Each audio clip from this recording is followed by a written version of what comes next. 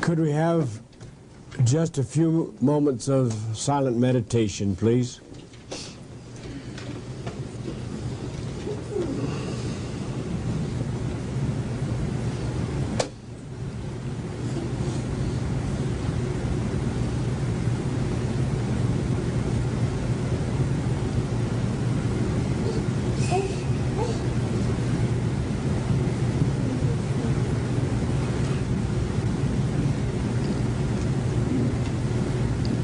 Amen.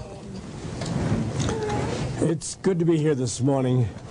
It's good to wake up in the morning and look out and see a new day come. And as we were driving up this morning, I just thought of an old song, and I hadn't thought of it for a long, long time. And maybe I should have thought of it more as we used to sing it. Have I done any good in the world today? Have I helped anyone in need? Have I cheered up the sad and made someone feel glad? If not, I have failed indeed. Has anyone's burdens been lighter today because I was willing to share? Have the sick and the weary been helped on their way? When they needed my help, was I there? Then wake up and do something more than dream of your mansions above. Doing good is a pleasure, a love beyond measure, a blessing of love. And folks, I used to like the melody, and it took a long while before I got the words through. And that's where we are right now. Without that love, we're in trouble. And we're getting into a time where without that love, we're in lots of trouble. We're getting closer and closer to the day of reckoning. And I'm not trying to scare anybody. I'm just trying to say, let's get at it.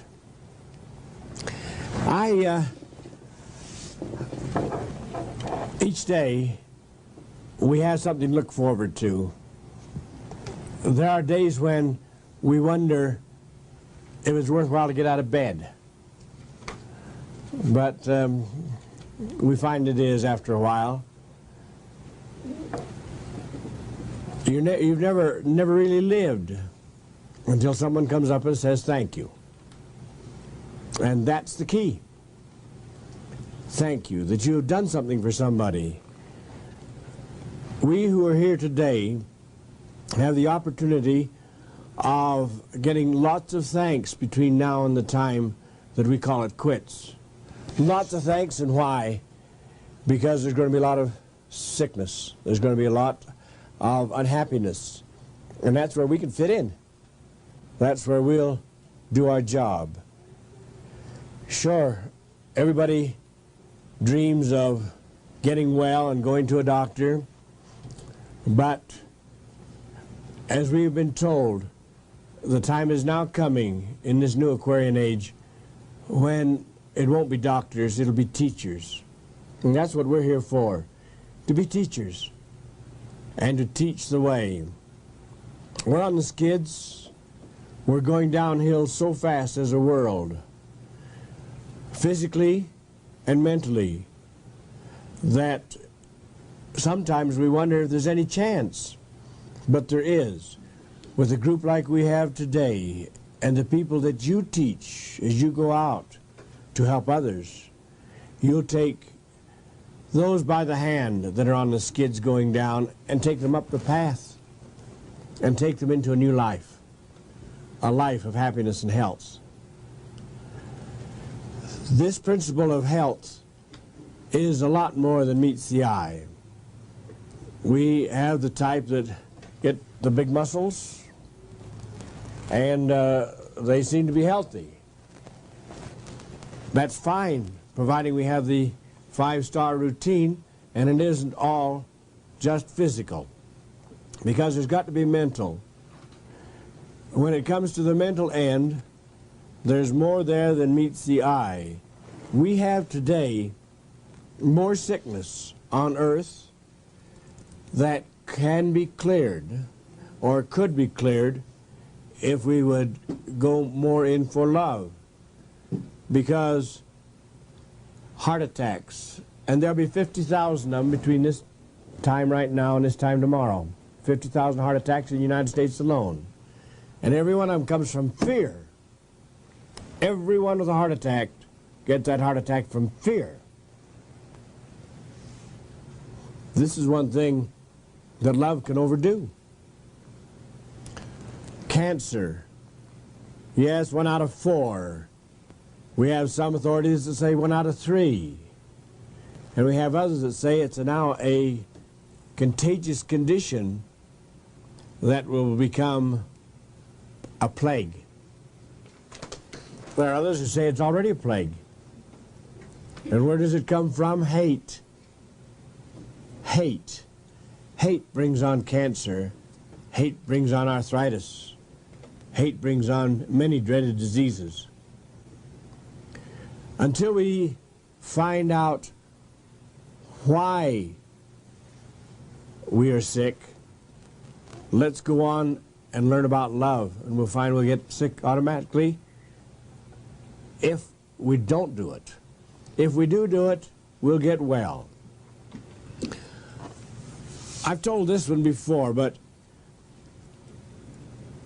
I was quite concerned. I thought as I grew up that I loved everybody. I would get my feelings hurt, and in a few minutes I'd be happy again. And I didn't hold any grudges. Physically, I didn't hold any grudges. But then a doctor told me that I had cancer of the thyroid, and I would have to have an operation. And I knew that cancer came from hate. And how could I have hate? I just kind of love everybody. I was studying then with the group that studies Dianetics. They're under a different title now. But in the old days when Ron Hubbard was with them, I was studying. And I knew that my thyroid condition, my cancer, was from hate someplace. And I just couldn't conceive it, because I was sitting back of a banjo, or always laughing, or always talking to someone, always happy. So one day, an assistant took me, and together we went down the time track. And this individual, well accomplished in the Dianetics field, took me down to my 15th year and my 13th year, and I remembered things that I never knew I would remember. I remembered the silliest little things that were so plain, and each year I went back. And when I got back to a little over a year old, I was in the 2nd year. Hate portrayed itself, and that hate was because my blood mother and father had left me in an orphan's home. And at 14 months old, I had known that I was left alone, and they had gone away and didn't stick around. And I hated that woman. I hated her. But that hate was inside of me. It wasn't outside. It was in the depths of my soul. Then I realized that this was where my cancer had come from. And I knelt down and asked forgiveness. Though she was dead, I asked that she'd pick up the vibration and forgive me for hating her. I got well. The thyroid cleared. I was forgiven. And the hate was out of my body. And that hate can cause cancer in any part of the body if we allow it to stay. Well, that's why we're here, actually. Not because of hate, or not because of fear, not because of the psychosomatics that can do so many odd things to us, but we're here on the positive end. And the positive end is love. And how do we get love? I'll tell you, the people who don't have love, and you can look around and check with your own family, with your own relatives, with your own neighbors, and the people who don't have love, who are hating and who are nasty and who aren't fit to live with, are the constipated people. I hope that sinks through. Just do a little thinking. Just think about those supposedly really close to you that are so obnoxious, cantankerous, that you wish you could annex them. But that's where all of the hate and nastiness in the world comes from, is a human body that isn't loaded with love. And you show me a sick person that's a happy person. Show me a sick person that's full of love, and I'll show you an oddity. Why we are here to learn how to, without any effort, learn the principles of love.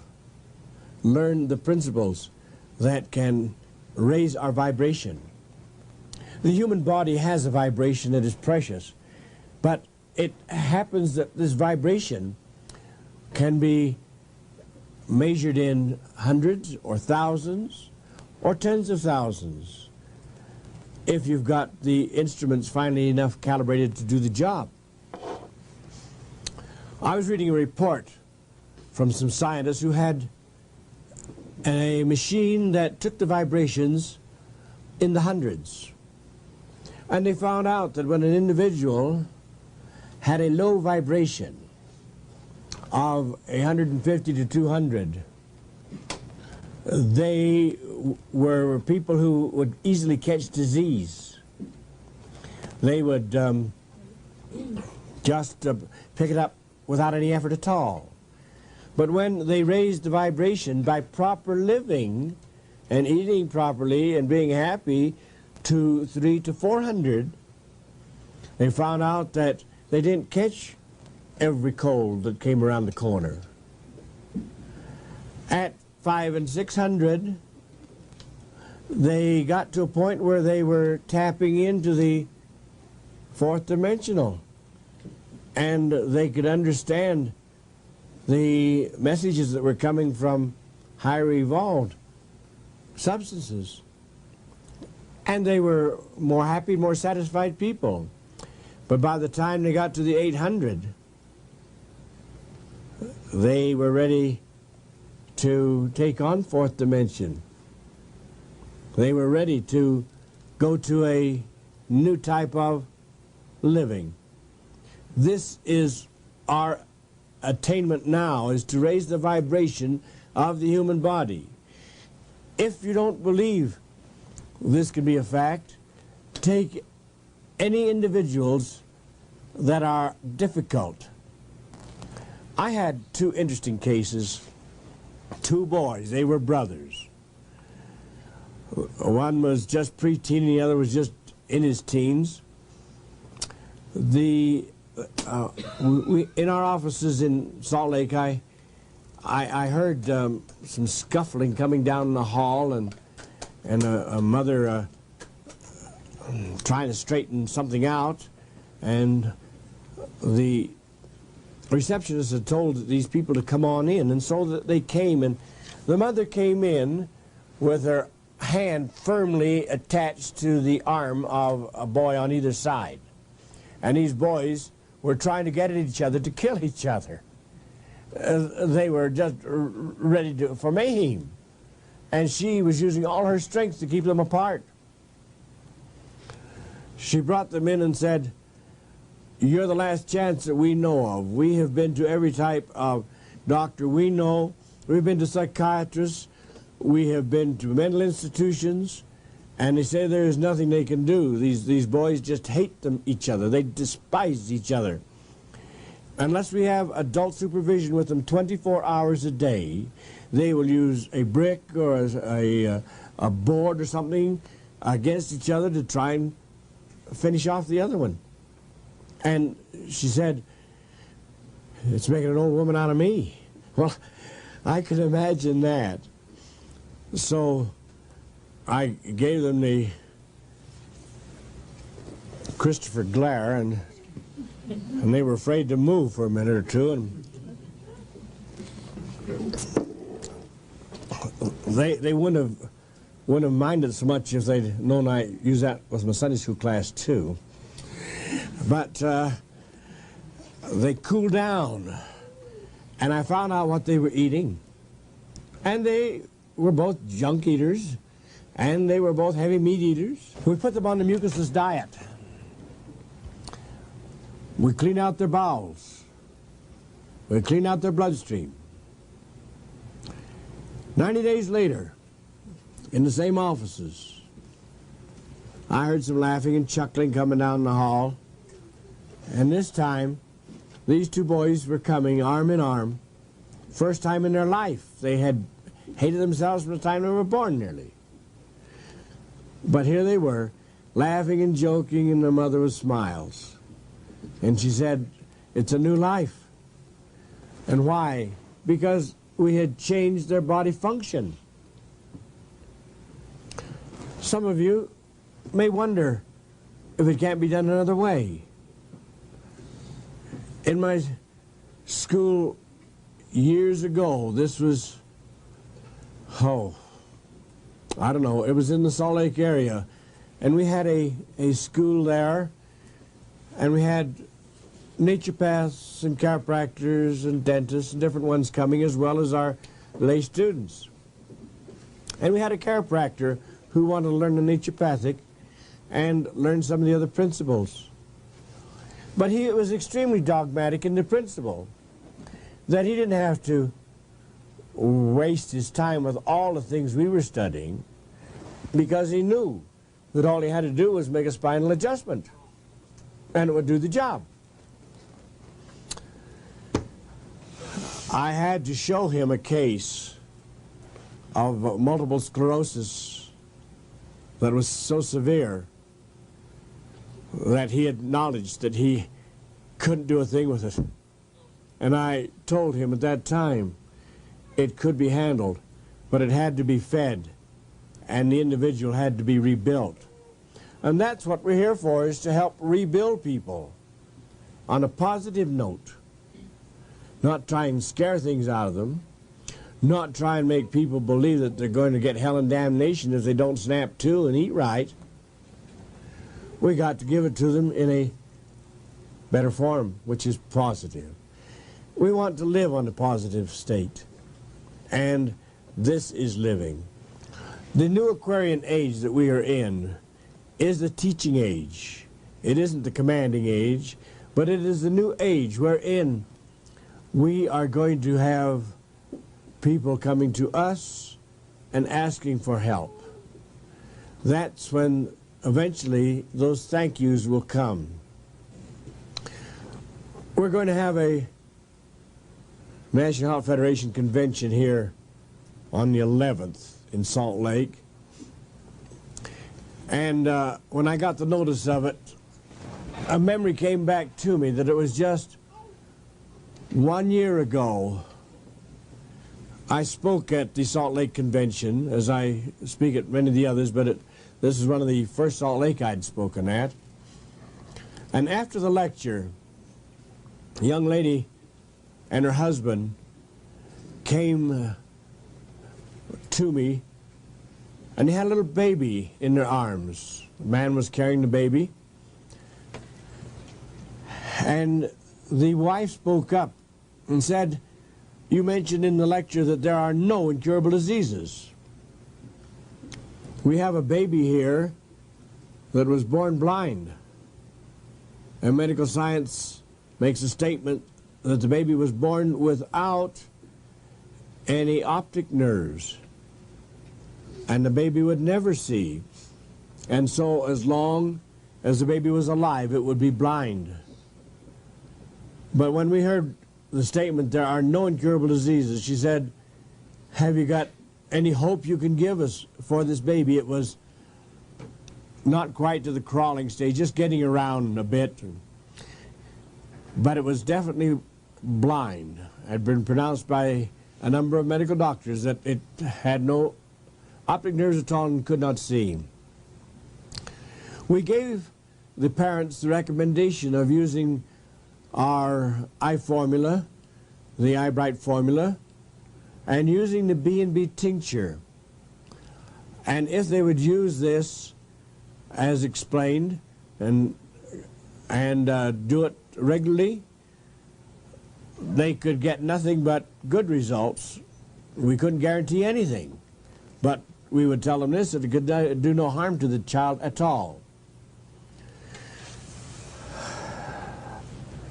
Just a few months back, I was in Boise, Idaho on a series of lectures going through, and the young man that accompanied me came back stage and he said, there's a young lady out front that insists she's got to talk to you. And I said, well, you know how I feel? And he said, yes, I told her that just before a lecture that you generally try to unwind because you just come in from the plane and you were a little on the weary side, but she insisted. So I said, all right, have her come back. And when she came back, she brought a baby of a crawling age. And she said, do you remember me, doctor? And I looked at her and I said, no, I don't. And she says, well, at least you're honest. She said, my husband and I saw you 6 months ago at the National Health Federation in Salt Lake City, and you said there were no incurable diseases. We told you about our little boy that was born blind. She said, we took your advice. And she said, this is the little boy. We now roll a ball across the room, and he crawls after it and retrieves it. Or we put little bright pieces of paper on the floor, and he goes around and picks them up. He can see. All right, 6 months. That was all it took for this child to have optic nerves restored or put into his eyes that weren't there before.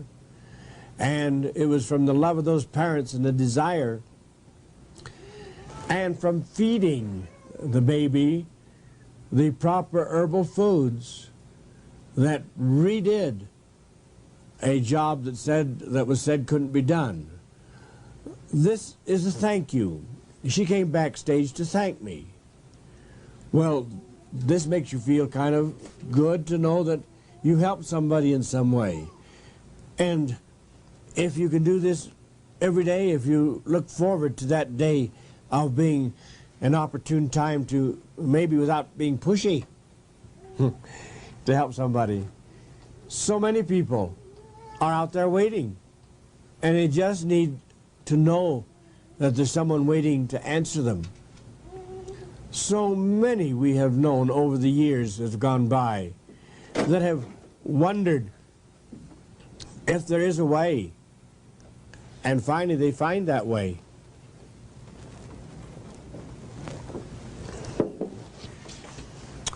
We have found the way, and it has taken us many years, gradually, step by step, locating a way to make a new life. This particular long period of time, and the reason it's taken me as long as it has, is because I'm a little bullheaded and I got a thick skull, and it takes some time for the good Lord to get things through to me, which could have come faster. Just like the lady I was writing about that sat by me on the plane. I was a little annoyed that she didn't keep her thoughts to herself. When I'm out traveling, I'm yakking all the time, and I get a chance to sit down and buckle up and be quiet for a little while. I want that solitude. But this little lady, she was obnoxious. We buckled up and we'd gotten off into the air. Where are you going? Toronto. I went back to reading. What you going to do? What you going back to Toronto for?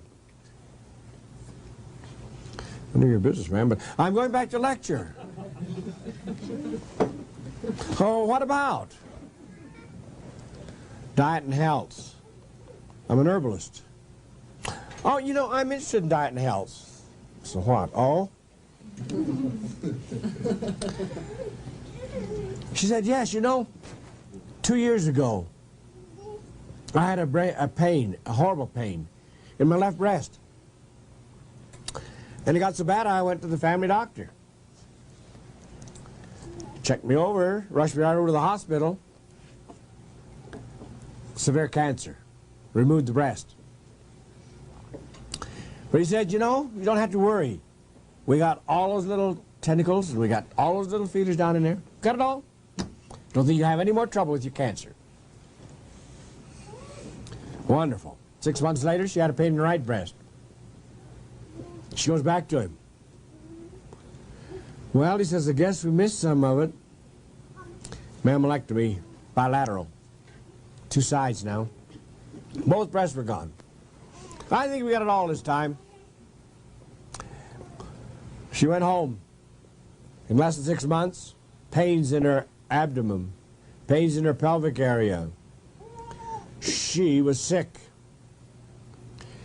She went back to find out what all these pains were. Exploratory would have to be going into, but just preliminary. Told her that she was eaten up with cancer. They would have to go in and remove the reproductive organs, part of the bowels, and from just before going into exploratory surgery, they figured that there wasn't a lot that they could leave in there. And here was the cancer that had been cleared twice now. And here it was back, and all through her body. For 40 years now, from the podium, I have made this statement, and I will continue to make it. There can never be freedom from cancer as long as we have a dirty bloodstream. Never. And these are some of the things we're going to teach you. To clean up the body, the bowel, the bloodstream, etc., until it can be healed. Until that time comes, we are in trouble. I never realized how much that bloodstream counted on a human body. As I've gone through practice over these many years, people would come to me with blood conditions, but they'd always felt that they were the healthy ones. When they see that blood come out, it was red, so they were the great American boy or girl, but they didn't realize that maybe that blood had something in it. Troubles. While being in the Army practicing, one of the nastiest jobs I had, and I mean it was a nasty job, was lancing, tapping, and draining boils. And you won't realize how nasty it is until the pus from a few boils have hit you in the face a few times. And you'd rather have some other type of a job. But we had to go through with it. This young fella came in. He was covered with boils. He walked like an old mother hen with the wings out because he couldn't get his arms down. He had a nest of boils under each arm.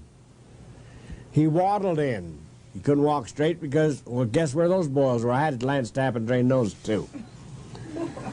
He had them all over his body. By the time I'd got the major part of him done, it was now working on his neck, wherein there was scar tissue on top of scar tissue upon top of scar tissue with boils coming through. Soldier, how long have you had these boils?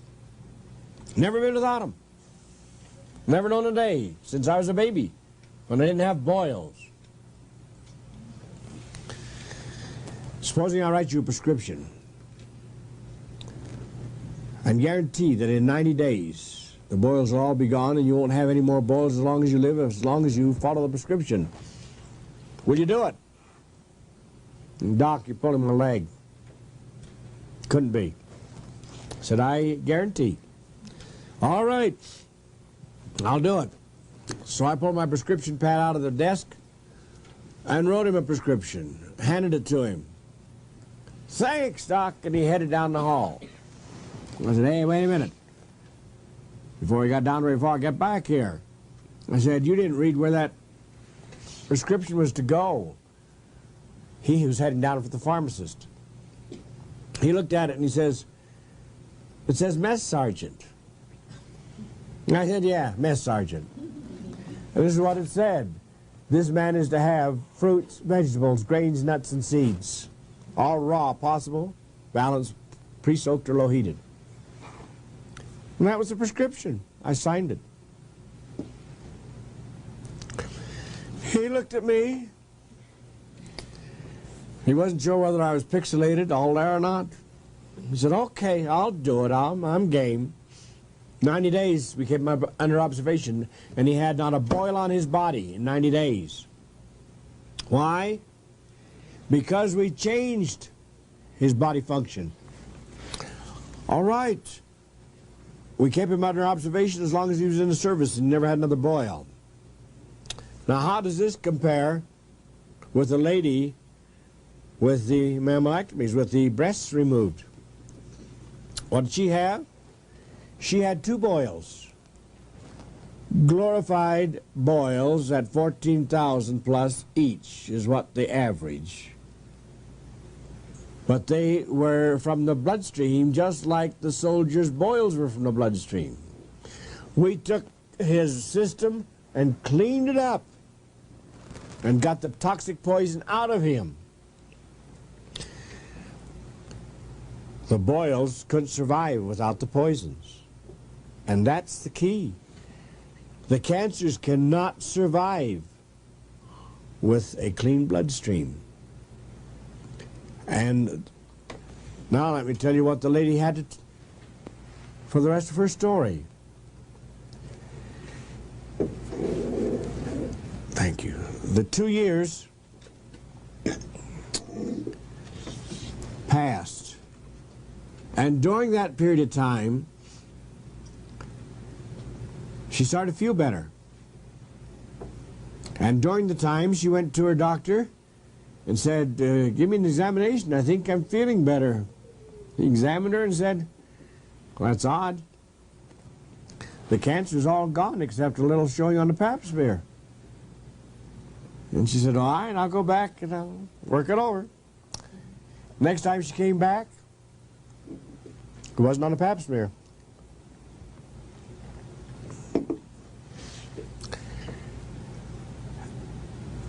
Then she found she was completely healed. Completely healed. And how did she get healed? I asked her. I was the nosy one now. She wasn't bothering me at all. I was now bothering her. What did you do about it? Well, she said, when I got home, after I had been told that they were going to remove most of my organs, I sat down and I knew there was something wrong, but I didn't know what it was because I know nothing about medicine. I know nothing about foods, herbs, or anything. And she said, you know, the good Lord talked to me. He just told me I wasn't eating right. She said I had that much information. I wasn't eating right. And so she said, I changed my diet. Oh, what did you do? And she said, well, I ate fruits, vegetables, grains, nuts, and seeds. As many raw as possible. And the rest were low-heated or pre-soaked. Took me 40 years to get this through my thick skull. 40 years, and the Lord told her now. And I thought, gee, where's there any justice here? I'd work my tail off, and she gets it just accidentally. Or was it? No, she asked with faith. She had enough love in her heart that she knew she was going to get an answer, and she got it. And she got a beautiful answer. One that is so simple that it would pay to listen to it. Do you know what I'm doing now? And I said, no, what are you doing now? She said, I'm traveling from city to city. I'm traveling all over the United States and Canada because there are groups of women that either fear that they've got cancer or are afraid they're going to get it, and they want to know what I did to clear up my cancer.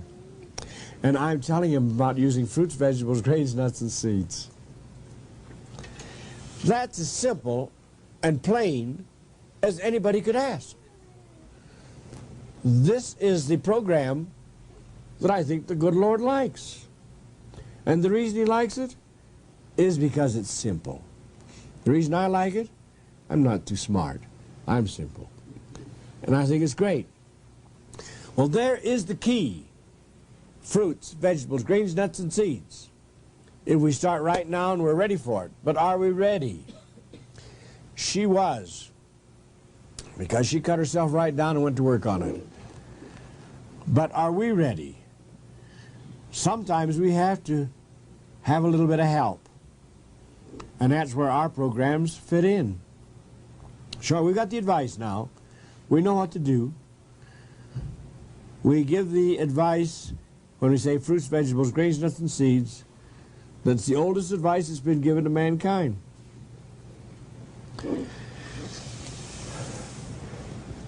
Each of you need transportation.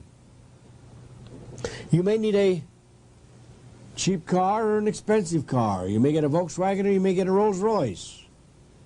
But whatever you get, you're absolutely stupid if you don't ask for the instruction manual. That instruction manual will tell you the type of fuel to use, the SE oil to use. It'll tell you how to take care of it inside and outside, so that car will operate smoothly over a long period of time, so that not only you're happy with it, but the people who sold it to you will have lots of recommendations coming in because you got a car that's lasted a long while. So you've got to have an instruction manual. Where do we get ours? We have an instruction manual. We don't have an automobile, but we have a vehicle. And this vehicle is more accurately built and a better piece of equipment by far than anything else that's on earth today. This vehicle is built to last 1,000 years. Did you get that? 1,000 years. This vehicle is completely computerized. It is so well built that it can operate on its own. It was given half a chance. It is equipped with a brain that it would take 15 or 16 rooms this size to hold enough computer equipment to do what one brain can do. That's how great that brain is. And that's all equipped in this vehicle. If you don't believe this is good, every little bit of it's good. It has a built-in plumbing system. And that plumbing system is so delicate that you can take the circular or the system running through the very small lines that carry the liquid and pinch them in two with your fingernails. They're that soft and that delicate. And yet, do you know by the time a person reaches 70 years of age and has drank as much water as they should or as much liquid, enough to run through 3 large railroad tank cars. And that's a lot of water. Hundreds of thousands of gallons go through this body. And those little delicate tubes are just as good, if the body's been taken care of, at 1,000 years as they were when they were first put in. We have on the front of the face here, each of us, a nose, the nostril. And they're all about the same length, about 2 inches, give or take nationality. And we don't think much about it. It's just something to breathe through. If some of you had gone on some of my house calls in some of the cities where I've been, Great Falls, where it got bitterly cold, or in Evanston, Wyoming, where it got 40, 45, 50 below zero, and you'd gone out on a house call with me, and you took a great big deep breath of that icy cold air through the mouth, you could fall over dead because the lungs could be frozen now, that quickly, because they can't accommodate that cold temperature. But you breathe through the nose, 2 inches, that quickly you take a deep breath through the nose, and it changes from 45 below zero, right there at the bottom of the nose, to 98.6 at the top of the nose. 45 below to 98.6 above. That quickly. And it's perfect for you to breathe. Or if you're going to a burning building, 500 degrees. Through the mouth, you burn that lung out. Burn it right out. That's where so many people die. But if they breathe through the nose, and at 2 inches, it is changed from 500 above to 98.6. That quickly. If you don't think deity is connected with this, or if you think you're smart enough you can build a nose that good, you write deity under your name. We have got superior beings. I have worked with atheists who say, yeah, I just happened. Holy cow. They just happen to be nuts. Here we have got an entire body that is so beautifully built and so delicate and so intricate and so marvelous. Why shouldn't we follow the instruction manual for the vehicle? And where is our instruction manual? It's the scriptures. You bet. The old scriptures and the new scriptures. And when anybody speaketh from the Lord, and you know that's where it comes from, that's some of the newest of the new scriptures. We've lost a lot of ours. As you know, the Bible isn't what it originally was. But we used to have the book of herbs. And the book of herbs was one of the greats in the Bible. We miss it. One day it will be established again. But in our Latter-day Scriptures, we're given these instructions and some of the information that was lost in the book of herbs. And one of the things that we have got to stop and think about is the fact that it tells us the very types of foods that we eat and where we're going to get them. Let's go to Genesis chapter 1, 29 and 30. It says, and the Lord's speaking now. He's the one that built this vehicle. If we had trouble with our Ford car and we lived next door to Henry, we'd go over to Henry and say, hey, this fool thing isn't working right. No, I can fix that in a hurry. I built it. I know how to fix it up. All right, the good Lord built this. And so, he tells us now how to keep it in good condition. And in Genesis, he says, I give you all green seed-bearing herbs, to be used as meat for man. Meat is fuel. Meat for man and meat for the beasts of the fields. He even goes way back when the lamb will lie down with the lion part. But he tells us the whole thing. It's right there for us. And what are seed-bearing herbs? The herb, actually, as you'll be learning in the classes that we have, ranges from the smallest microscopic herb that is hard to detect to the largest mustard tree or sequoia tree. These are all seed-bearing.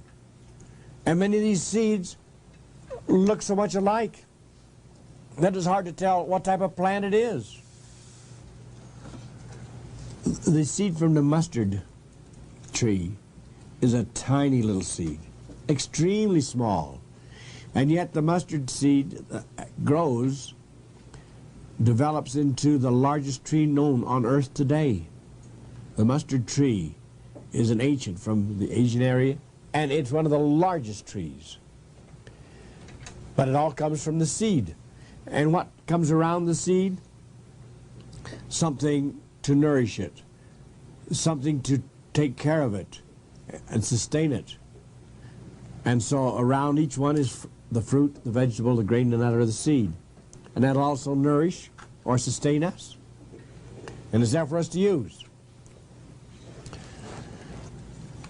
The herbs are divided down the middle. On this side we have the nutritional herbs. On this side we have the medicinal herbs. Ezekiel tells us of this. Ezekiel 47:12 says, "And the fruit of the tree shall be for meat, and the leaf thereof for medicine." He's trying to tell us that if we eat the fruits, we can live 1,000 years. And if we don't, some herb doctor will have to mix up a batch of leaves, straighten us out. And this is the truth. It works just this way. The fruit of the tree itself will sustain us, providing, now catch this, that we eat the fruit properly. That's one of the keys in the New Scriptures that was in the herb book, Book of Herbs. Every herb in its wholesome state. Get that word, wholesome. One of the most terrific words that's ever been put in the English language. Wholesome. When you look it up in Webster's Unabridged, it says wholesome means with the life therein, as in its original state, with the life therein. All right, how are we going to get long life? By eating live food. And live food is the key of keys. And live food is why we're here to learn how to get long life. When I say 1,000 years, you think I'm doing it tongue-in-cheek, I know. But I'm not. From the time of Adam down to Noah, men lived 800, 900. Methuselah, 969 years. Right up to that 1,000-year mark. And what did they eat? From the time of Adam down to Noah, there was no history of meat eating. There was no history whatsoever. And if you don't believe in the Scriptures, if you happen to be atheistic, get a historian. Get Josephus. And if you read Josephus, you'll find he isn't as scriptural as many of the other readings. He's kind of a hard-headed historian. And he will tell you that same story from Adam down to Noah. There is no history of meat eating. And the history of meat eating started at the time that the flood had washed the ark over to Mount Ararat. And after they had been living there for the 40 days, the ark landed on Mount Ararat, and when it landed in a sterile area, sea-washed, no vegetation. Now, in our own Latter-day Scripture, I happen to be a Mormon, and it says there very plainly, meat is to be used during times of, get this, cold, winter, and famine. Now, it wasn't cold or it wasn't winter, but it was famine. They had no vegetation. They had to eat meat. Well, the Lord wrote the book in the first place, and so when the time for the plague comes out, which it was now with Noah there and his group, he had warned them to put 2 of the unclean animals on board ship, but to put 7 of the clean. And why 7 of the clean? Because the good Lord knew that they were going to land in the sterile area, and they would have to turn to meat to eat. And so they did. And they had the 7 of the clean. They started to work on them. And they enjoyed it. And in 3 generations, they got to a point where they were heavy meat eaters. Now you see, this is an interesting thing. Something happens to you when you start eating a certain type of materials of this type. Anything that is a strong drink or a strong food, that is habit forming. Anything that is strong. Well, meat happens to be a strong food, as is bread is a strong food. There are men who have killed other men to get a loaf of bread when they could have gotten something else, but they wanted bread. This particular principle now of strong food, they started eating the meats, they enjoyed it. And then they got to a point where, now this is a technical term, you'll have to check it out and look it up, but they got hooked.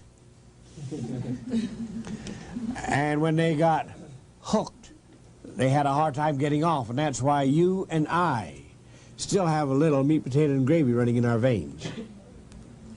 It carried on down. And with red meat comes death.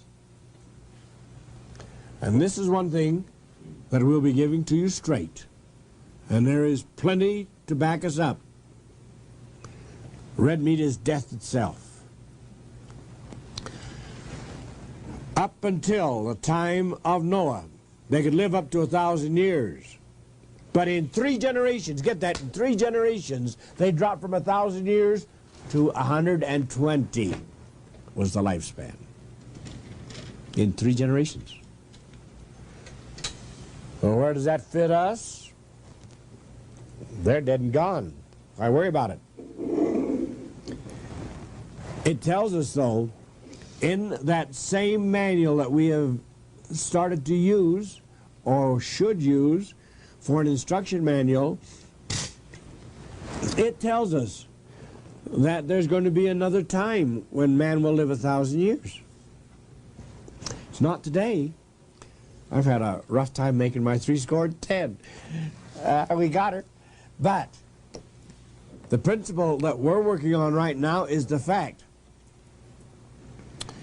that we are told that if we live right, that man will live the age of a tree. A child will live 1,000 years. The lamb will lie down with the lion, the bear with the ox. The child will play at the cockatrice's den without being poisoned. And why? Because there will be no hate. There will be no poison. There will be nothing but love on the entire face of the earth. Love. And where will the love come? Not from constipation. We're going to get that word in once in a while because it's rather important. When you figure that 90% of all disease on the face of this earth stems from a lousy bowel. A bowel that is congested. 90%. All right, the lamb will lie down with the lion, and it says there'll be no, get this, there'll be no sickness. There'll be no death. If there be no sickness, I won't make the grade. All right. There will be no sickness. Why? Because we'll all be healthy. Well, what are we worrying about? That's not until the year 2000. That's a long ways off, 2000. Or is it? It's 1980 right now. That leaves us 20 years. 20 years. That's why we're with the Aquarian Age. We're the forerunners. We've got to warn and forewarn. We have got approximately, give or take, 20 years to do something about it, because at the end of 20 years from now, there will be one, statisticians say, 1 out of 10 still alive. 1 out of 10. The remainder won't make the grade. And the reason you won't make the grade, because there will be wars and rumors of wars. There will be earthquakes and tidal waves. Those who live properly, whose bodies are clean, who are on a high vibration, will be prompted and told where to move and how to go and where to finish off at so they'll be safe. Yes. But those who live properly will be able to go out, as you, I hope every one of you will be able to go out among those that are on the skids going downhill rapidly during the plagues. And this is one of the times when we are looking toward, in 20 years, plagues that'll make the last one look like child's play. The last great plague that we had was influenza in 1918. 2 million people in the United States died of it. 20 million people on the face of the earth were wiped out. And that will be so insignificant, because this goes back to the history of Joseph in Israel. Goes back to that 7-year time when there was death in every household. Black crepe hanging on the doors. And that's what it'll be here and in every country from border to border. Death. And death will be rampant. And there'll be black crepe hanging. But it'll only be in certain cases. If you have lived the law, if you are following the program as is taught now properly, you will have no fear. Because what is it that will get the other 9 people? Germs. They'll die of disease germs. And how about you? No respectable disease germ will stay around you. No, they go next door to live. You can make the grade. And this isn't easy. And this isn't done overnight. But it's there for us to do. I took very good care of myself while I was in the service. And though I saw many thousands of sick people, there wasn't a day but what every type of disease you could imagine was coming to me. I never got a sniffle. I never had any problems during the entire time I was in. Why? Because I kept my body in a perfect condition. A condition that we'll be teaching you about, wherein germs won't live around. This is the key. This is that 1,000 years when there will be peace and happiness and harmony, and where there will be no hate. And there will be no hate because we'll have healthy people. That's what our education here today is for, to see that we can not only help ourselves but many more. Down through life, there's only one thing that we can do that's beneficial, actually, and that is to help other people. And when they say thank you, it might be just with a look in the eye. It just might be a thank you. Or it might be that they, deep down inside, are so grateful. They know that you helped them. So that's where we are now on the helping end. And you don't have to worry being on the helping end. It's not going to be that expensive to you, because the good Lord will see that funds will come to you to help you help others. The human body has got to be cleaned, and cleaned perfectly, if we will attain that high vibration. I have been at 3 different conventions: Anaheim, Seattle, and a third one wherein these conventions were for people who believed in unidentified flying objects. And I was one of the main speakers. Yes. But they asked me to speak, not because of flying saucers or I believed in them, which I do, but they asked me to speak because they wanted to know how that people could raise their vibration of their bodies so that when the crucial time came, and many who believe in unidentified flying objects definitely believe that when the cloud comes over, it'll be a cloud of saucers. But each of them will have the power through their equipment to elevate people. Yes, judged by the Lord, who we're judging ourselves, really, because with a weak body, we will not be accepted. Well, this is why I was asked to go to these unidentified flying objects conventions, was to teach people these very principles of renewing the body and making it whole and getting it to a point where the computerization would pick up those highly evolved individuals and save them, where the righteous will be gathered into a cloud and the wicked will burn as stubble.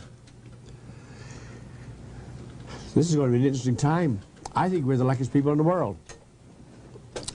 Absolutely. To be able to be here at one of these closing scenes. And this is it.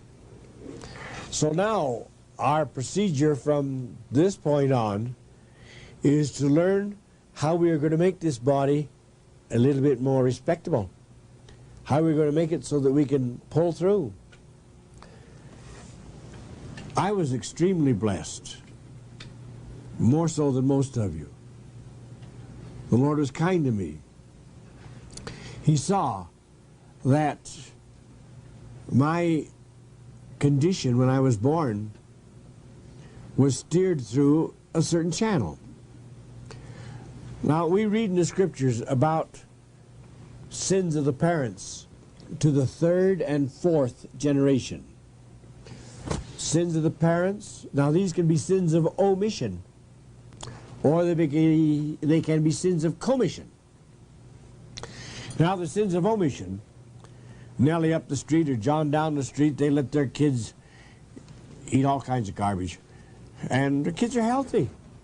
So why can't we let ours eat garbage too? Junk foods. Yeah, why not? All right, they got us snowed under. We kind of believe it. Sins of omission. Yes, we have lost our sense of knowledge there. So this is a sin of omission. We've omitted doing the proper things. But the sins of commission, we know very well that we've hit that bottle too hard. Our heart's going out on us, and our child's heart would be weaker and weaker. If we smoke too heavy, whatever we do is not right. That's a sin of commission. And if we know better and we don't do anything about it, that sin will be on our shoulder. That's why it's a commission sin.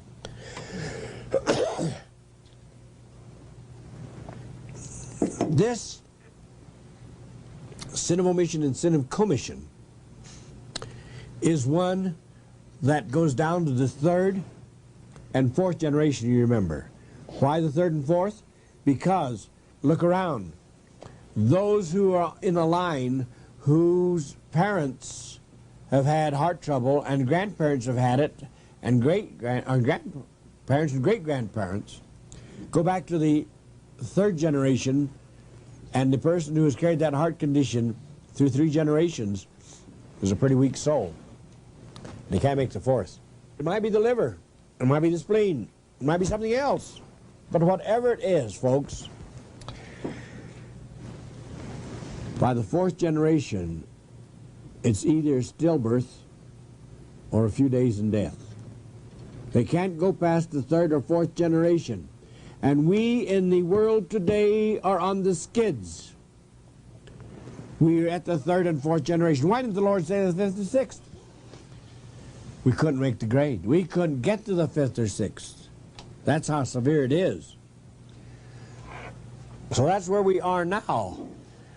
But each time we come down, we know we made mistakes, as I have made mistakes, as you have made mistakes. And the next time around, we want to live so that we can overcome these mistakes. And so how do we get here? Don't blame your parents because you had a bad heart. Don't blame your parents because when you were born you got diabetes. Don't blame them. Blame yourself because you knew that you had to come down through that line of the inherent weaknesses to get the type body you have got. We're not all born with perfect bodies. Far from it. Far from it. I was blessed to be born through parents who handed me a package of rheumatoid arthritis.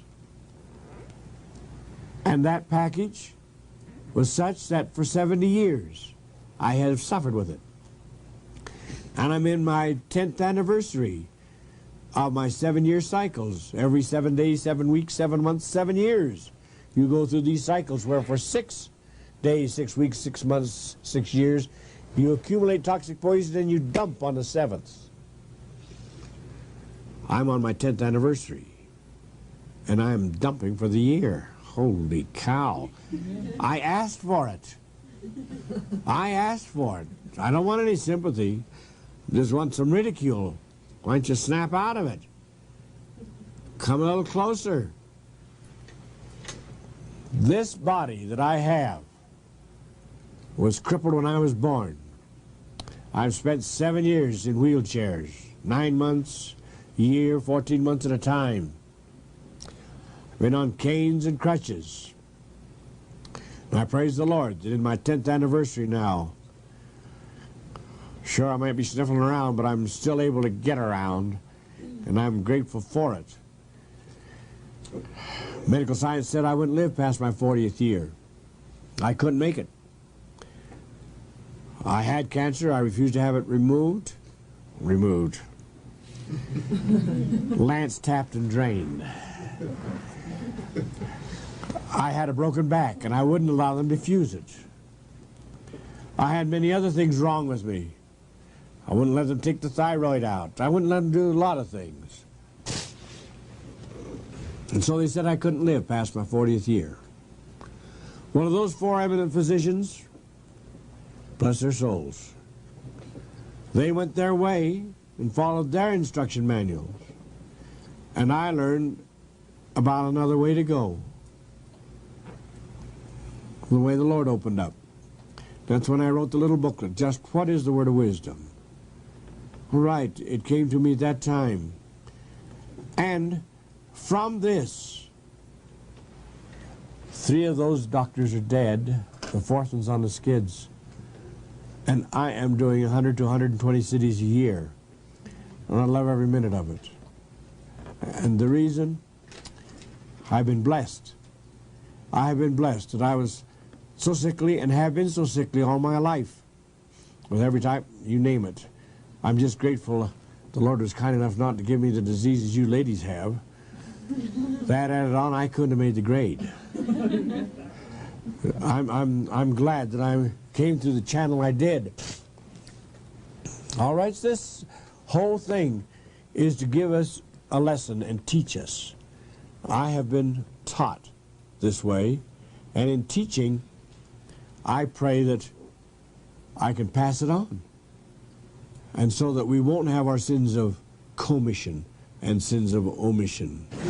We are talking on the principle of preparing the body so that it can have long life. I'm going into a principle now that is understood by many, and it's time that it's understood by more. And that is the power of the human body operating on electricity.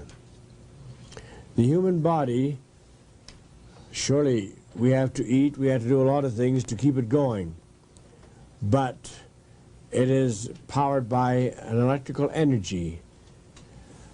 35 years ago, I was teaching this, that sure, we have to use certain foods and certain herbs and different things, but unless the body was kept clean, the electrical energy would not do the job that it was supposed to do.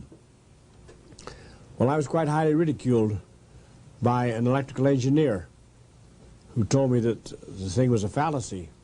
And I said, I don't care how you feel about it, I know it's the truth.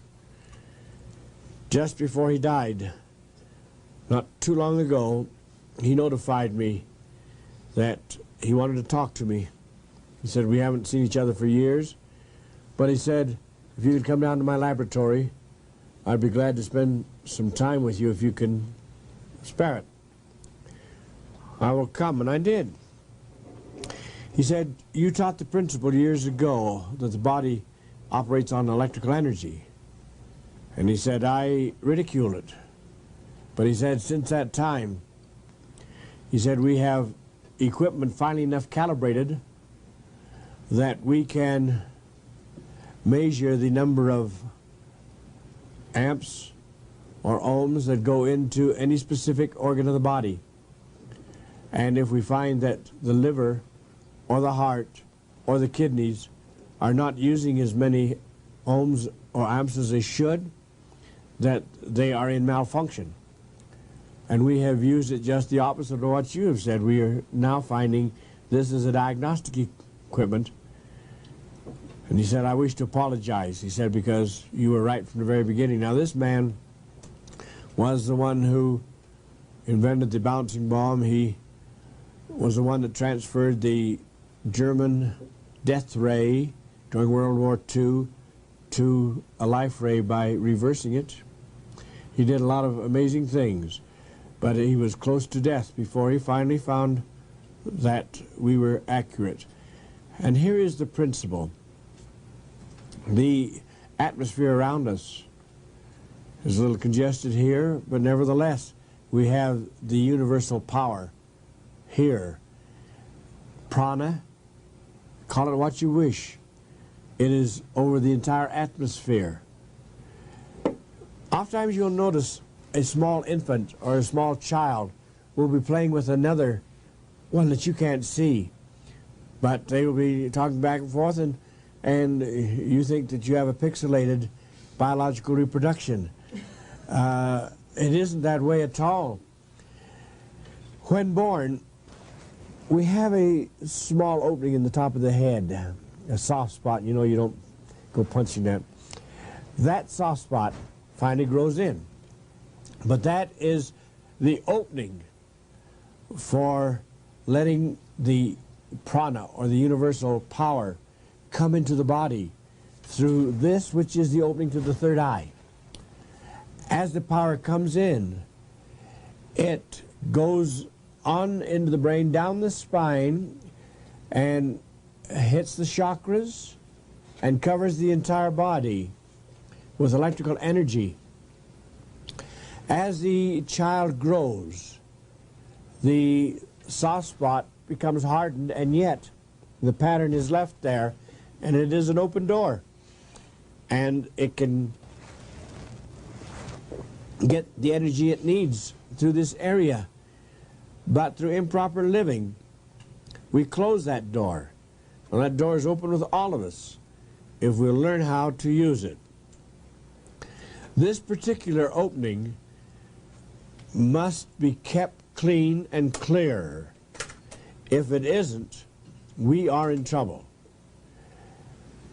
We get the energy from the atmosphere, and there's plenty for all of us. There's enough for everybody. And all we have to do is accept it. And it comes through the spine, through the chakras, but it has to be, and this is the important part, grounded out. If it is grounded out properly, we're fortunate, because now we have a steady stream of electrical energy coming through the body, feeding it with electrical power and out through the ground. Do you know, it hasn't been too long since the Japanese had outlawed rubber-soled shoes for their children, and this was an illegal thing to put rubber-soled shoes on Japanese children because they knew of this electrical flow. It is so important. We should have our shoes and stockings off and going barefooted in either the lawn or in soil or sand or something every day. This makes the contact far better if we will keep it going clear. People have come to me with insomnia so many times. I have had so many patients of all ages. They walk the floor all night, they can't sleep, afraid they're having to go to the asylum. I remember one old gent down in southern Utah. He was up around 80 years of age, and he had walked the floor every night, month in and month out.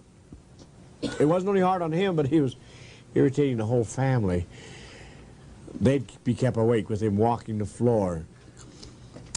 His son had heard one of my lectures and had passed the word on to the old gent. And the old fellow wouldn't do it for some time. So one night he was so beside himself, he said, "All right, I'll do it. Can I just take my shoes off and go in my stocking feet on the floor here?" And the son said, "Dad, if you're going, let's go." He took him by the hand and took him outside, took off his shoes and stockings, and he walked him around the lawn there for about 10 minutes. And the old gent hadn't slept for so many months, except snooze for 15, 20 minutes, and then wake back up again, walk the floor. The next morning, they had to awaken the old gentleman. He had slept all night long like a baby, and they had to get him to wake up. And we've had so many of these cases because when we get static electricity in our body, it loads in and the prana or intestinal or universal juice cannot go through. And so it gets stopped. Here we have got the entire principle of cleanliness once more. When we look into the iris of the eye at 12 o'clock, if you have a black line at 12 o'clock, the animation lifeline is in malfunction. Now, and looking into your eyes, you see I'd have to have a light and a glass and 35. I mean, I've got to have a light and a glass. All right. I tell you, iridology is one of the important things to learn. But when it is 12 o'clock dark, it means that someone has to wake you up in the morning. Someone has to get you moving, or you just stay home, won't even get to work, won't do anything. But here is one of the important things, is to get the static electricity out of the body and don't let it foul up. When we get too much static electricity in, we also help keep the mental institutions active. We put more people to work. This is a principle that has been getting wider and wider coverage. And I was so pleased within the last couple of weeks to get this report from Japan that they will not legally allow a Japanese child to go in rubber-soled shoes. Be sure that if you're walking, you have a leather sole, you have moccasins, or you have some fibrous material. Do not use nylon. Do not use any man-made synthetics, because you cannot get the electricity out of the body with this. We have to now think about the entire body, because it isn't only through the seeing eye area that this electrical energy comes. It will also come through the skin. Through the skin, which is our second set of lungs, really. 60% of all oxygen that goes into the human body is from the chin down.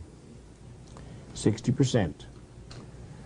And so we have to start thinking about keeping the body clean.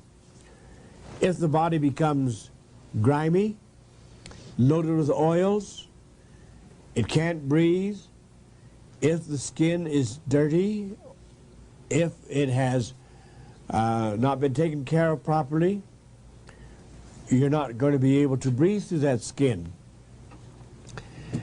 Skin brushing is extremely important, but that skin brushing must not be done with a nylon brush. It must be done with a fibrous brush of natural fiber or bristle or something of this type. If the skin is brushed thoroughly, it will accentuate the electrical energy and the breathing possibilities.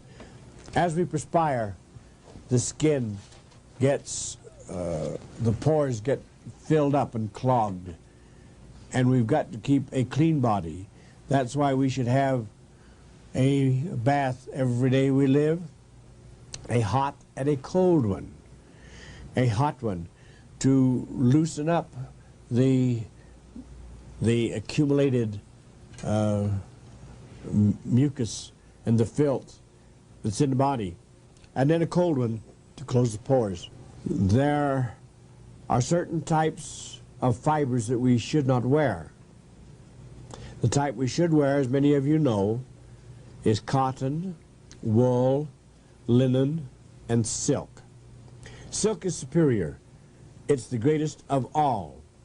It comes from life itself, from the silkworm, who uses live material, which is the mulberry, to make the silk. Live mulberry. And so silk is the most perfect one for breathing, and it is the most perfect one for long life. It is great. Your wools, your cottons, your fibers from animals, but never use man-made synthetics. Never use nylons, acrylons, and things of this type. They do not breathe.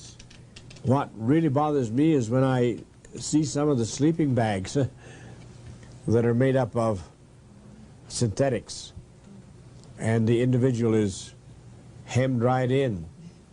You know, you can take any individual and put them into tights, nylon tights, from the neck down over the whole body, hands, feet, and the whole system.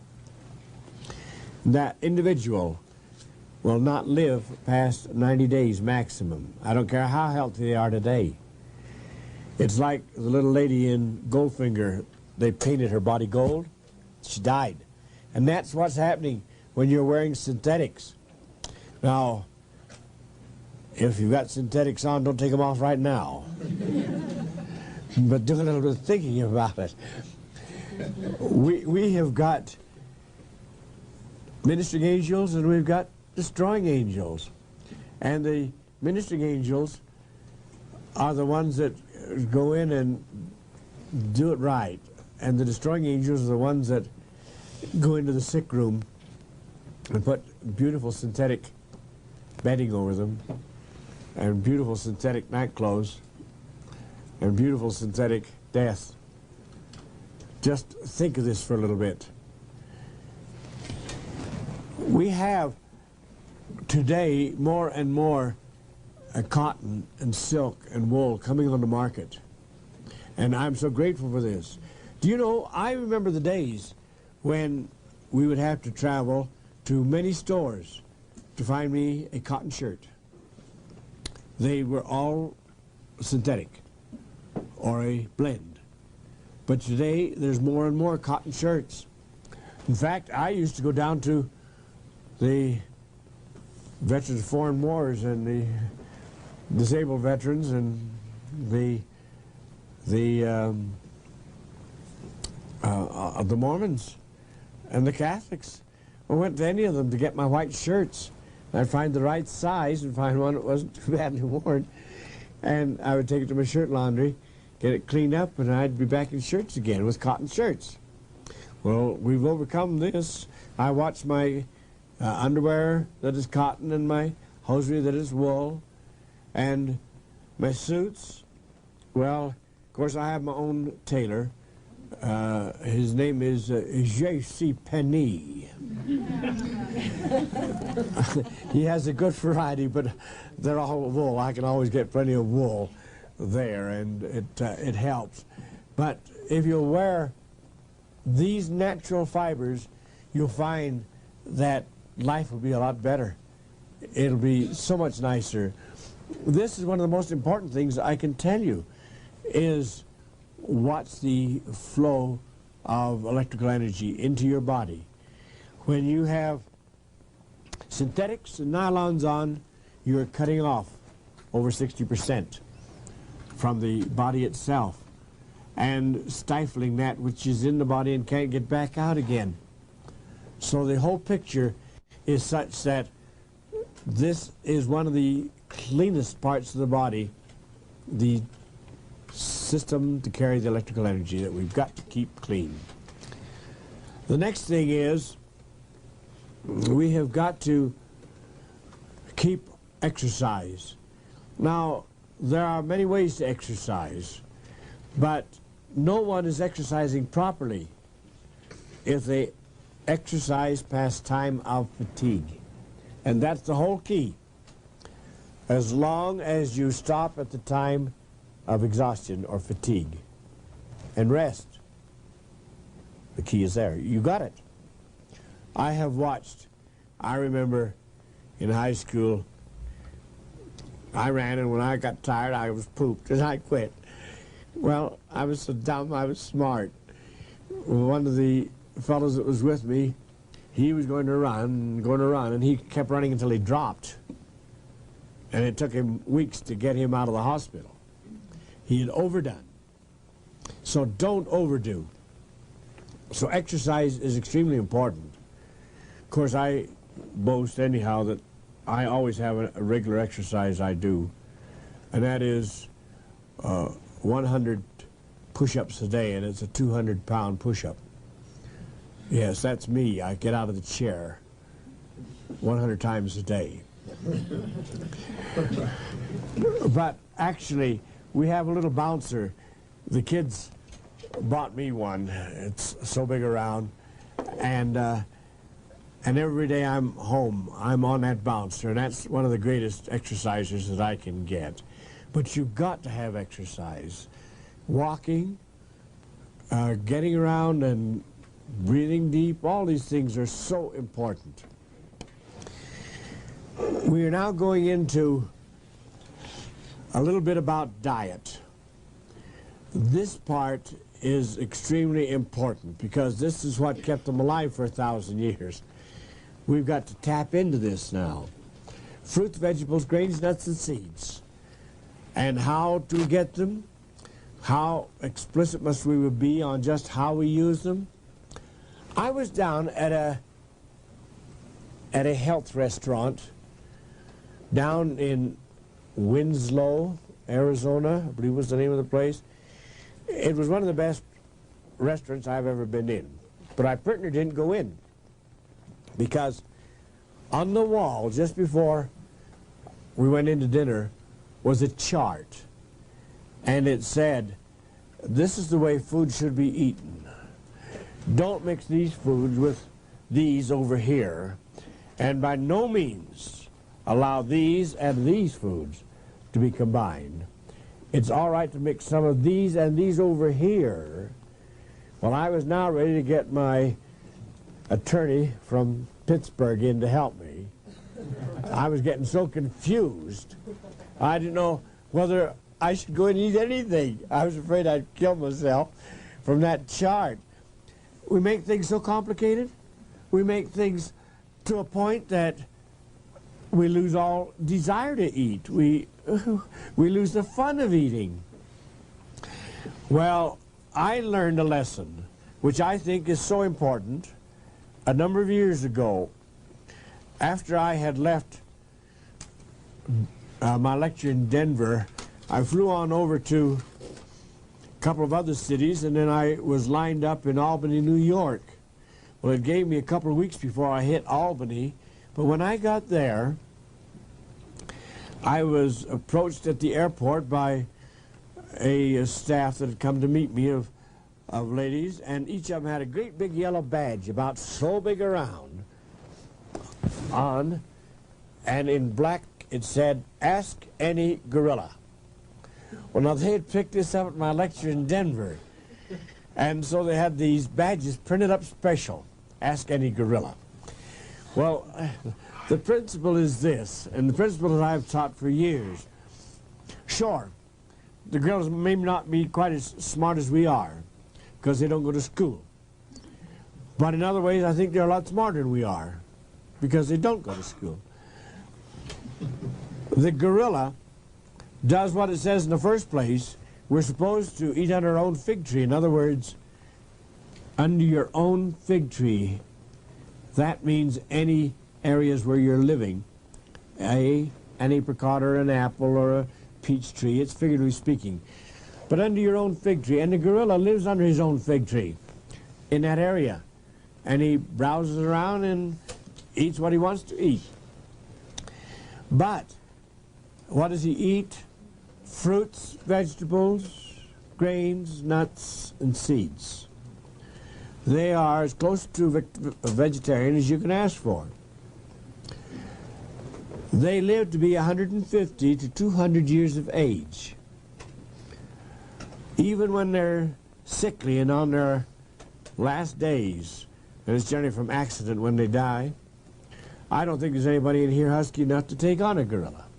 I really don't. 2 falls out of 3.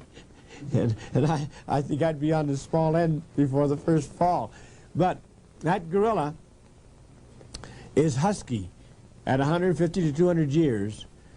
And you say, well, if he eats fruits, vegetables, grains, nuts, and seeds, where does he get his protein? He can't do it. He can't? Well, he does. And if you don't believe he has plenty of protein and calcium and other things in his body, check any gorilla at 150 years of age, and they have their own hair and they have their own teeth. Can you beat that? They are healthy. Why? Because I feel very strongly that this is the animal that the good Lord left around for us to have ridicule us. Because they are living like they lived from Adam down to Noah on fruits, vegetables, grains, nuts, and seeds and do all right. They're just not quite as smart. Now, the only way you can tell the difference between the organs of a human and the organs of a gorilla, if they're lying here, you could pass, everyone in this room would pass by and it'd be hard to tell which one was which. Some smart cookie would say, well, this one looks healthy than the other one, that must be the gorilla. All right. The other one might say, well, this one has a little larger brain. That's that was well put, but it works the other way around. We've got the larger brain, but we don't use it. Now, every organ in the human body and every organ in the gorilla is identical, except some are smaller, some are larger. Now, the brain is smaller in the gorilla, but that has been a great blessing to it because it can't read and it can't get some of the negative things that we get in our reading.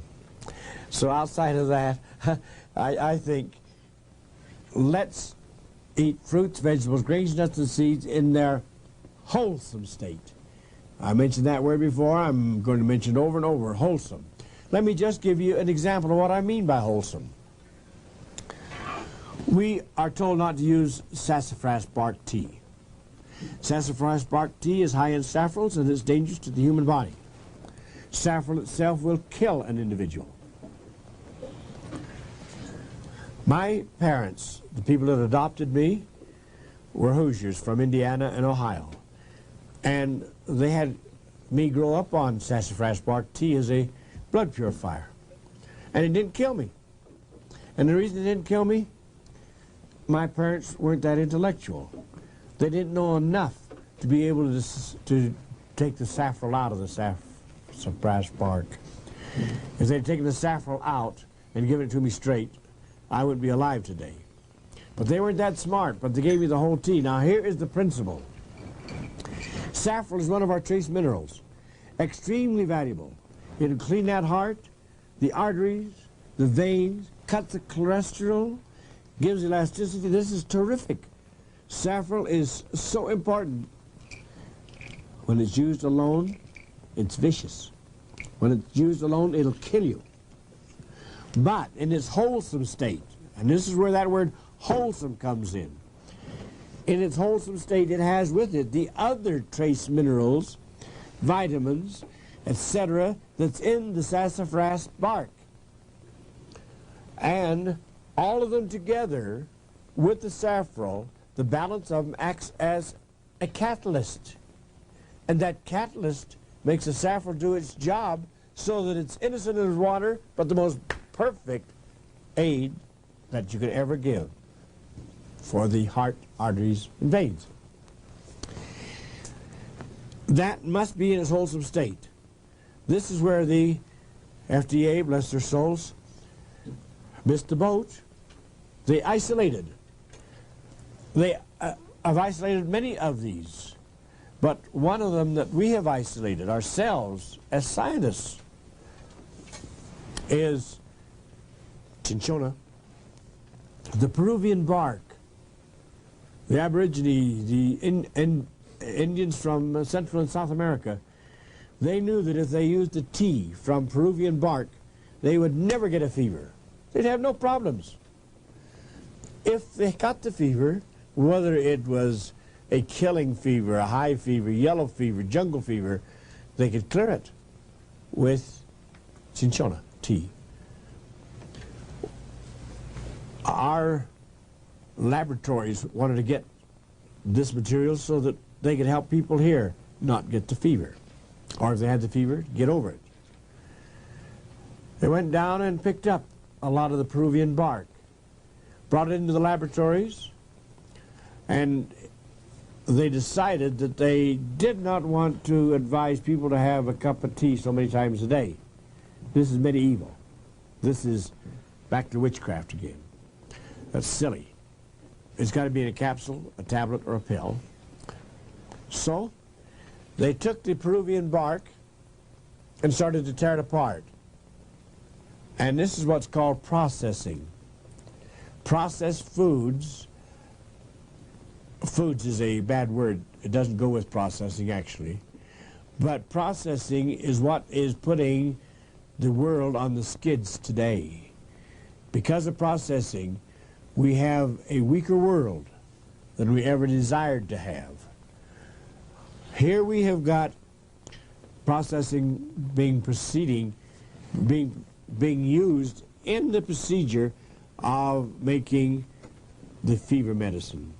So they take out the coarse particles of the bark, and they throw this out because that's not necessary. They throw this out, and they wind up with a little white crystalline material. The white crystalline material is made pharmaceutically fine so that it can be put into capsules or tablets, and you can get it in any drugstore. Go to any pharmacy and tell them you want something to get rid of fever, and they'll sell it to you. Go in and ask for it by name. Well, they'll say, have you got a prescription for it? This particular particle from cinchona, from the Peruvian bark, this particular one can be very damaging to you. You use too much of it, you'll be deaf. Use an additional amount, it'll kill you. Anybody know the name of it? Quinine, right. All right. Now, quinine has to be with a prescription. But you can take the Peruvian bark and you can drink it by the gallon, if you can hold that much. You can drink as much as you want, and all you do is get good. It can do no harm to anybody. And the reason? Your quinine is the trace mineral that will kill you, skull and crossbone. But the balance of the minerals in Peruvian bark acts as a catalyst. And it works together. And it cannot harm you in any way. All right, this is what Ezekiel would advise in the medicinal end. But let me take just one example, please. One example on the nutritional end. As we say, here are the nutritional herbs on this side. All right, this will be the grains. We have ignored the grains for years and years and years.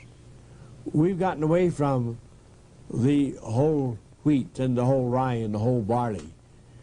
Of course, we have notification on the package that it says whole wheat, whole rye, whole barley, whole blah blah. But it's a little on the sad side because it isn't whole. Our friend Dr. Kellogg would today roll over in his grave and bawl if he saw what his grandkids were putting out on the market. He put out a good whole grain at one time, the best that's been on the market that's been made up that way. But what do we do today? We take the wheat. This is the best example we can get. Take the wheat and we take the outside coat off of it, which is the bran. We discard the bran and give it to the horse, like the horse, because it's too coarse for us good folk.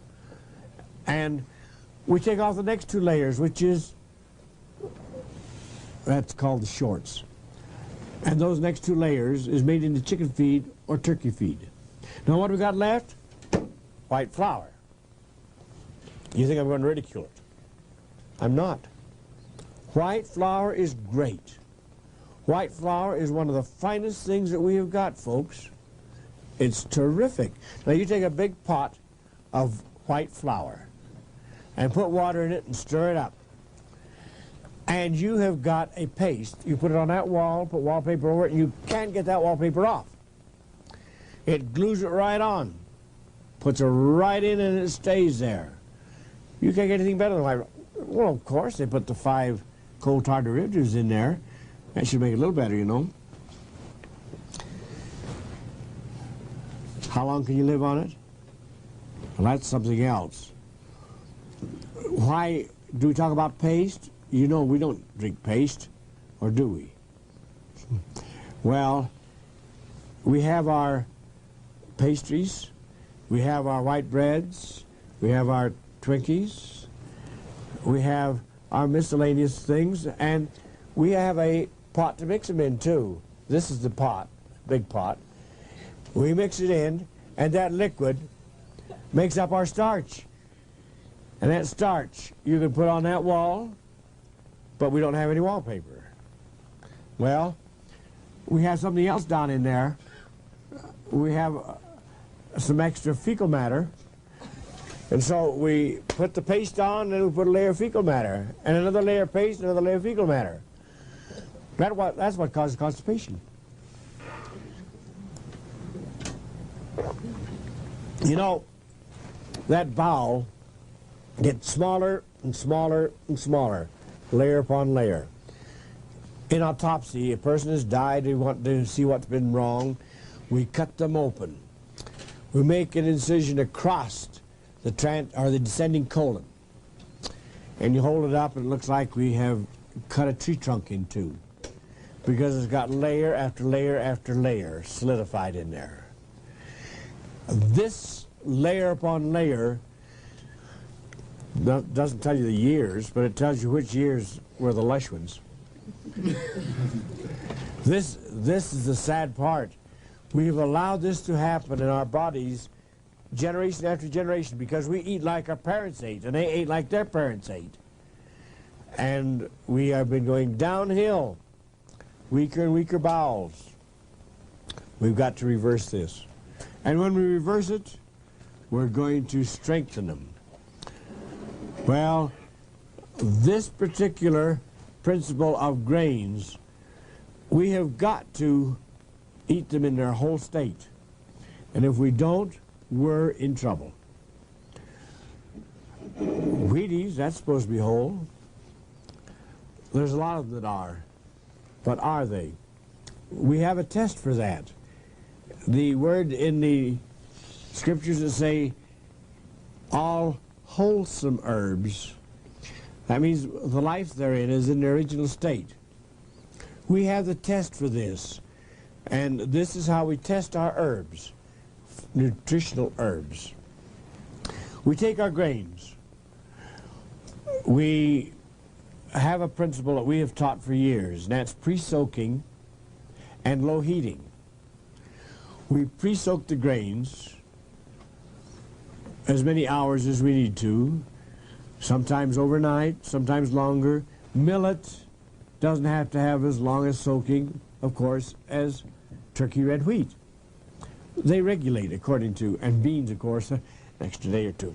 But as we soak these up, they're pre-soaked. What this is actually doing is like the rain coming out of heaven, falling on the soil and wetting the seeds. And as they get soaked up, they come alive. The water seems to be like the water in the womb, brings new life. And as that new life comes, fine. But unless some heat comes with it, we're in trouble. I was back in Wichita, Kansas, where they'd put in their 4th planting. They got plenty of rain. So much rain and no sun that the grains rotted. They wouldn't mature. They've got to have some heat. All right, so the rains come out of heaven and then the sun comes down. And the sun brightens things up, warms it up, and it's the sun that changes the grain from a 5, which is acid, which cannot be assimilated easily by the human body, but the heat changes this to a pH 7, to 7.4. This change by heat, but it must be a mild heat, it can't be a hard heat. But that mild heat, like the sun, pre-cooking or low heating, this is what changes it. We had an interesting case. I've been teaching this for quite some time, and I remember out on Redwood Road, a fellow there raised his hand one day when we were talking about grains, and he said, "Hey," he said, "you know, I tried that system of yours. It sounded kind of kooky, but," he said, "I thought I'd try it." He said, "I tried the double boiler deal." That is, he had water in the bottom one, and now in the top one he had about 1/3 grain and 2/3 water. You can regulate it. And he'd put it on. Well, he said he had soaked it all night the night before, and then he let it set, and he'd put it on for a number of hours to preheat. Well, he said, when he opened it up, he said it was delicious. He said it was really very tasty. Yeah, that was good. But he said, being a bachelor, he said, I didn't want to scrape everything that was left in the pan into a dish, wash it all up, and then put it back into the pan again the next day. So he said, I just took the whole double boiler and put it in a cool place. And the next morning, he said, I decided I'd heat up my breakfast. So he said, I swished the double boiler, and there was water in the bottom, so I turned the heat on. I went in and shaved, showered, and so forth and so on. And when it came back out, he said, the breakfast was ready. He said, I could see the steam coming up. And so he says, boy, I looked forward to it, and I raised the lid, and I looked in, and there, he said, there was green growth all over it. Sprouts had come all over this whole thing. All right, the day before, it was just soaked and such a little sprout it wasn't noticeable. But one day, and he had green growth. Well, he said, You know, he said, I believe you now. Well, of course, he had to learn the hard way. But it was good because those sprouts were still excellent to eat. Here is the key that we have got. One of the most important keys. And that is the fact that we can take wheat, barley, rye, millet, corn, any of them that we wish to, pre-soak them, low heat them. Now, I named those. Remember Shadrach, Meshach, and Abednego and Daniel? They lived on pulse, which is lentils. Yeah, they lived on lentils and were the wisest people in all the kingdom. And yet you go back to Ezekiel 1, and he tells us to eat the lentils and the beans. Did you get that? And the beans, and he mentions beans, and the wheat and so forth. So that they're all there for us to use. All right, now you can soak any of these. You can make some of the most delicious casseroles you have ever eaten from these grains that have been popped open. These casseroles, put your other things that you're going to add to it in the low heating end of it, and they will be absolutely exotic. You can make barley puddings, you can make all kinds of things besides the casseroles. Here's the key. We make a test piece of ground. Out in the back, we dig 2 furrows. Now in the first furrow, we plant some Wheaties and some granola, a loaf of whole wheat bread. Yeah, oh yes, 7th grade by all means. A muffin or 2 and a donut. And now we fertilize them well. We can't be stingy about it. And we irrigate them. And we talk to them too. Now in the second furrow, we put in some of the cereals that were left for breakfast. Of course, they're all whole, uncracked, pre-soaked, and preheated. Now, sometimes we like to take several of those grains and mix them together. They're delicious. It's a little butter and a little honey. Boy. Well, anyhow, I've got some cereal left over. If you've had too much made up, plant that. Plant some casserole that's left over from lunch. Some of your beans that were left over. And your barley pudding. Plant that. All right, we got 2 rows now. And we irrigate, we fertilize, and we talk to each of these, do a nice job on it. Days go by, and that one row that has the grains and stuff we planted in, little sprouts are coming up, and everybody likes to watch things grow. Plants and kids and things. Well, there they are, they're coming up, but the other row doesn't do anything. It's just sitting there lazy. Not a thing. We think we've got to give it a little more time. We fertilize a little more, water a little better, talk to it a little bit more. Days go by, nothing comes up. So we dig under there to find out what, and it's dead. Why is it dead? Because you can't get life from death. It was dead in the first place. It was processed food. Food. I hate that word with it. Processed merchandise. That's what it was. Processed. And it wasn't the wholesome that the Lord talks about. So what have we got now? We have got that which is good for man, which is wholesome, it's growing. And that which is dead, just do a little thinking now. What are we going to have for lunch? Well, anyhow, stay with live food. Just keep it as live as possible. And you'll have longer, better life. But if you're going to take dead food into your body, you're taking death into your body. And this is severe. If we will use your whole grains, we have got the key now that is one of the most important keys we have.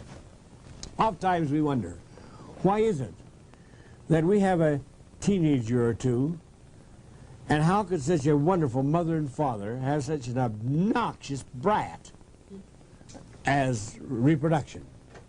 It's almost impossible to believe. Well, it isn't their fault. We're the one that fed them. And we fed them processed merchandise. We didn't give them good food. We, in speaking at our National Health Federations and cancer victims and friends and so forth, we hear this from medical doctors and naturopaths and different ones. But I remember one medical doctor made this statement at one of our conventions. He said, we have taken children that were so impossible, hyperactive, screaming individuals, and he said, we have changed them from their snack materials to 3 good meals a day. And he said, and I'm talking about fruit, vegetables, grain, nut, and seed meals. And he said within weeks, those children have changed from brats to little angels. Why?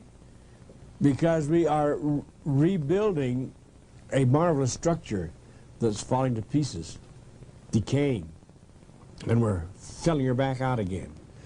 And this principle, your very grains are loaded with hormones, with estrogens, with all of your Bs, your B1, B2, B6, B7, B15, all of them.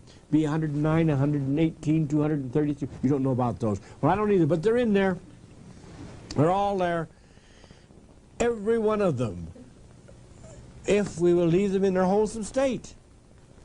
But when we start running down to the store and picking up some B6 or picking up some B1, processed. We say, sure, if you're in a very terrible condition and need a little of this to act to help you out while you're weaning back to the right diet again, okay. But if you get along without it, so much the better. Now these, every time we recommend our mucusless diet, and that's what our fruits, vegetables, grains, nuts, and seeds are. This is our mucusless diet. We add wheat germ oil. And why wheat germ oil? Because we've been so devoid of wheat germ for so long. Now the wheat germ alone will do a little good, but so often it's stale. It causes hardening of the arteries, arteriosclerosis. So we use the wheat germ oil. We will add also some cayenne. Now why the cayenne? Well, it's hot. But that isn't the only reason. We recommend a teaspoon 3 times a day. We don't advise starting off with a teaspoon. You'll learn the laws of jet propulsion if you start right off with it in a large sum. But we recommend 1/4 of a teaspoon with plenty of water. 3 days a week. I mean 6 days a week. Can you use the raw wheat germ rather than the oil? Use what? The raw wheat germ, the flake wheat germ rather than the oil? We'd rather the oils. The oil is actually the blood of the vein. Yes, back here. Wheat germ oil's rancid most of the time.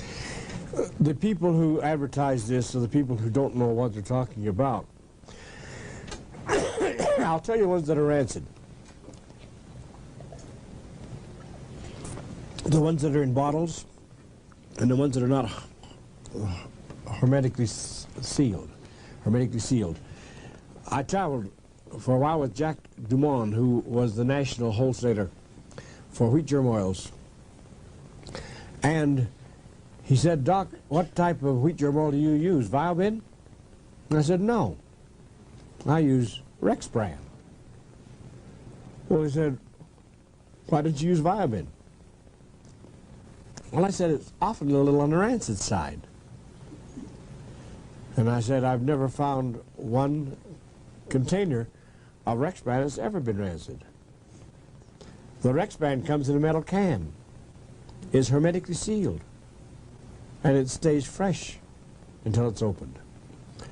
And if it's got stale after you've opened it, before it's been all used, you can tell the person not using it does. If you use the right amount, it'll come out just right. And that has, my Rex brand has traveled with me at all altitudes and at all temperatures and all over the country. I mean, but it's good.